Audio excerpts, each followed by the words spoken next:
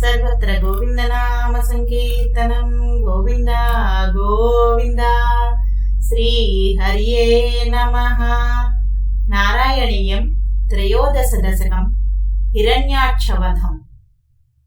हिरण्याक्षं तावत् वरद भवदन्वेषणपरं चरन्तं सांवर्ते पयसि निजजङ्घा परिमिते। भवद्भक्तो गत्वा कपटपटुधीर्नारदमुनिः शनैरूचे नन्दन् धनुजमपि निन्दन् तव बलम्। समायावी विष्णुः हरति भवदीयां वसुमतीं प्रभो कष्टं कष्टं किमिदमिति तेनाभिगदितः। नदन् क्वासौ क्वासा विदिशमुनिना दर्शितपथो भवन्तं सम्प्राप धरणिधरमुद्यन्तमुदकात्। अहो आरण्योऽयं मृग इति हसन्तं बहुतरैः दुरुक्तैर्विद्यन्तं दितिसुतमवज्ञाय भगवन्। महीं दृष्ट्वा दंष्ट्रा शिरसि चकितां स्वेन महसा पयोधावधाय प्रसभमुदयुक्ता मृदविधौ।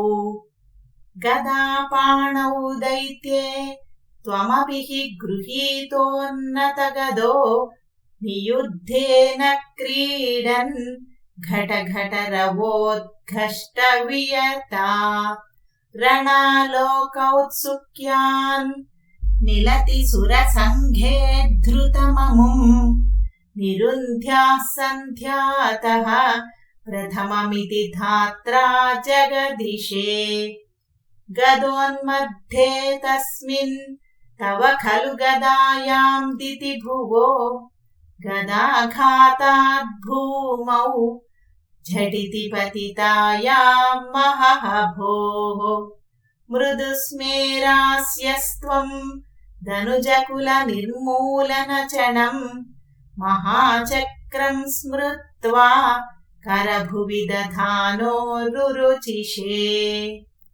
ततः शूलं काल प्रतिमर्षि दैत्ये विसृजति त्वयि छिन्दत्येनत् करकलितचक्रप्रहरणात्। समारुष्टो मुष्ट्या स खलु वितुदं स्वां समतनोत् गलन्माये मायाः त्वयि किल जगन्मोहनकरीः। भवच्चक्रज्योतिष्कणलवनिपातेन विधुते ततो मायाचक्रे विततघनरोषान्धमनसम्। गरिष्ठाभिर्मुष्टि प्रहृतिभिरभिघ्नन्तमसुरम् स्वपादाङ्गुष्ठेन श्रवणपदमूले निरवधिः। महाकायः सोऽयं तव करसरोजप्रमथितो गलद्रक्तो वक्त्राद् अपतदृशिभिः श्लाघितहतिः।